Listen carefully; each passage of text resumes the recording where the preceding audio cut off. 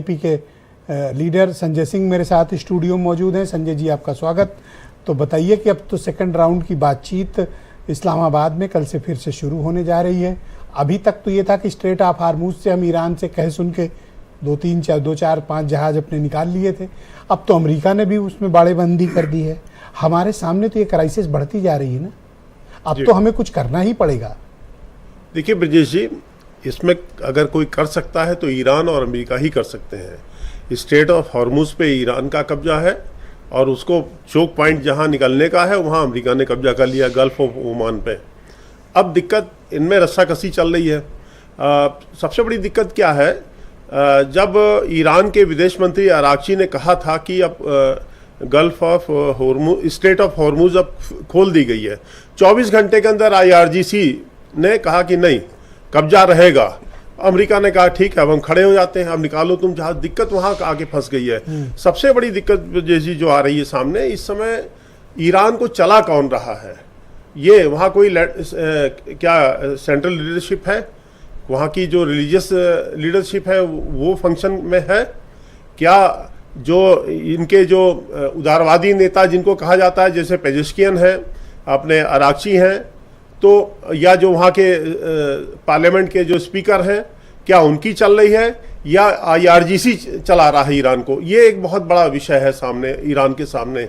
अब ये टेबल पे तो ईरान को आना ही पड़ेगा, ये तो बिल्कुल आप तय मान लीजिए। ईरान बच के नहीं जा सकता है।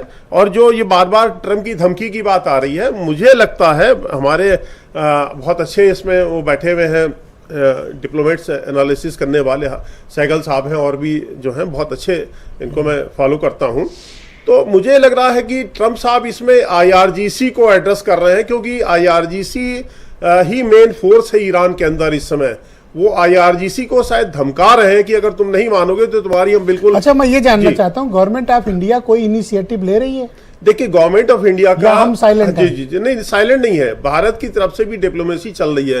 हमारे माननीय प्रधानमंत्री जी लगातार बात कर रहे हैं, वहाँ के जो प्रेसिडेंट है पेजेश्कियन, उनसे 2 बार बात की है, और भी देशों से बात की। हमारे फॉरेन मिनिस्टर जयशंकर जी जा रहे हैं अभी। तो क्या कह रहे हैं, वो जहाज छोड़ रहे हैं? नहीं, बात तो सुनिए, मेरी बात सुनिए।